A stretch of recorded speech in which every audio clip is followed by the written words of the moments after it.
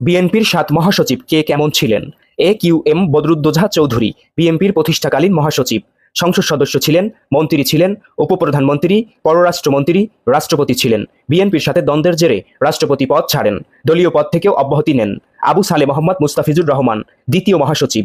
স্বরাষ্ট্রমন্ত্রী, পররাষ্ট্রমন্ত্রী ছিলেন। আব্দুস সত্তার বাণিজ্যমন্ত্রী ছিলেন। পররাষ্ট্রমন্ত্রীর দায়িত্ব পালন করেন। 1996 সালে ক্যান্সার আক্রান্ত যান। কে এম ওবায়দুর রহমান আওয়ামী লীগ থেকে বিএনপিতে আসেন। জিয়াউর রহমানের মন্ত্রিসভায় প্রথমে মৎস্য ও পশুপালন, পরে বিমান ও পর্যটন মন্ত্রী ছিলেন। তিনি বিএনপির মহাসচিব ছিলেন। এরপরে বিএনপির সাথে বেইমানি করে জনতা দল গঠন করেন। 1981 সালের নির্বাচনে পরাজিত হয়ে আবার বিএনপিতে যোগ দেন।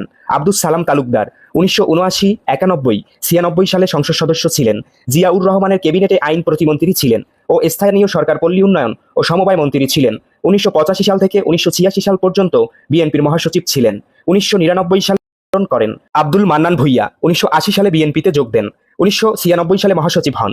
2011 সালে দলে সংস্কারের প্রস্তাব দিলে 2007 সালে খালেদা জিয়া তাকে বহিষ্কার করেন। 2010 সালে ক্যান্সারে আক্রান্ত হয়ে মৃত্যুবরণ করেন। খন্দকার দেলোয়ার হোসেন 1979 সালে বিএনপিতে যোগ দেন। 1985 সাল থেকে বিএনপির স্থায়ী কমিটির সদস্য নির্বাচিত হন। একাধিকবার সিপুইপ ও বিরোধী দলের সিপুইপের দায়িত্ব পালন করেন। 2007 সালের রাজনীতির কঠিন সময়ে দলের মহাসচিবের দায়িত্ব পান। 2011 সালে মৃত্যুবরণ করেন।